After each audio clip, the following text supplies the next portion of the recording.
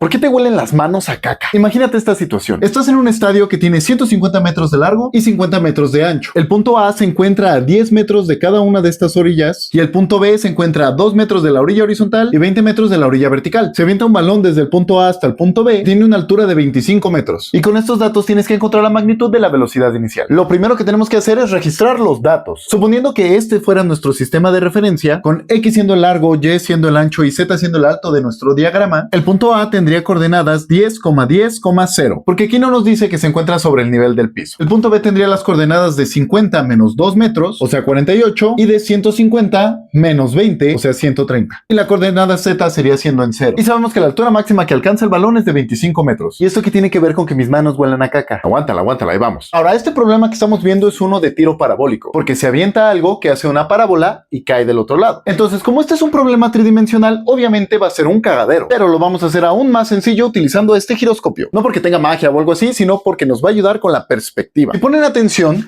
este arco que tenemos aquí dibujado lo podríamos comparar con este arco que tiene aquí el giroscopio. Y el punto es que aquí podemos visualizar los tres puntos de acción. El punto A, la altura máxima y el punto B. Y podríamos darnos cuenta de que se encuentran todos en un mismo plano, lo que significaría que estaríamos pasando de observar el problema de esta forma a esta forma, creando un nuevo sistema de coordenadas que inicia en el punto A y termina en el punto B. Y a partir de ahí podríamos calcular la magnitud de la velocidad inicial encontrando las componentes, elevándolas al cuadrado, sumándolas y sacándoles raíz. Y para encontrar estas componentes tenemos que comprender que el tiro parabólico está conformado por diferentes tipos de movimiento. El primero, que sería el desplazamiento horizontal, que está descrito por el movimiento rectilíneo uniforme, porque como obviamente esto es un problema de bachillerato y estamos despreciando la resistencia del aire, la velocidad horizontal de nuestro balón va a ser constante. Entonces solo tendríamos que dividir la distancia entre los dos puntos entre el tiempo del recorrido. Y es como ver el movimiento de nuestro tiro parabólico desde esta perspectiva, donde el movimiento solo se ve de lado a lado, sin tomar en cuenta la profundidad. Y por otra parte tenemos el apartado de tiro vertical, que describe el movimiento rectilíneo uniformemente acelerado, o MRA,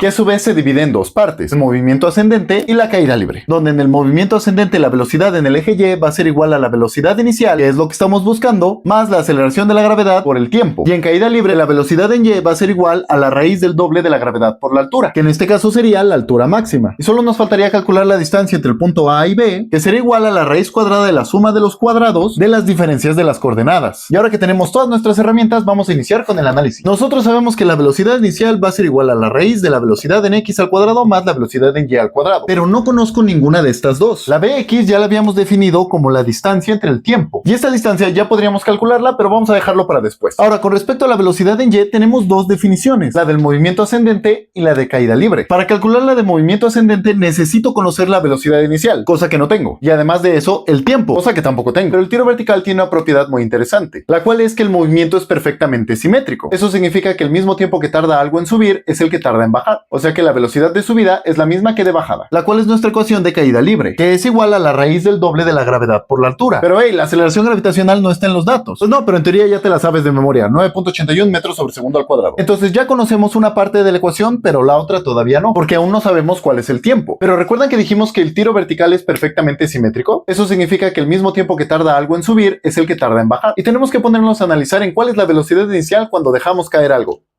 Cuando empezamos el objeto no se está moviendo y al final sí. Significa que esta velocidad inicial vista desde la perspectiva de la caída libre sería 0, lo cual nos dice que la velocidad de caída libre tendría que ser igual a la gravedad por el tiempo, lo cual implicaría que el tiempo de caída tendría que ser a la velocidad en Y sobre la gravedad. Pero el tiempo de caída es únicamente la mitad del movimiento, así que nada más tendremos que ajustar este por el tiempo total, que ya se encuentra representado aquí. Así que nuestra velocidad en X ya sería igual a la distancia entre los dos puntos entre el doble de la velocidad en Y sobre la gravedad. Y después de aplicarle la ley del sándwich, donde pan por pan van arriba y jamón por queso van abajo, nos queda que la velocidad en X tendría que ser igual a X por la gravedad entre el doble de la velocidad en Y. Sustituyendo estos dos valores, nos quedaría que la magnitud de la velocidad inicial será igual a la raíz de X por la gravedad entre el doble de la velocidad en Y al cuadrado más la raíz cuadrada del doble de la gravedad por la altura al cuadrado. Entonces, esta raíz cuadrada cuando se eleva al cuadrado va a desaparecer, dejándonos únicamente la expresión de 2GH. Y como este cuadrado se va a distribuir a cada uno de estos elementos, aquí también nos va a quedar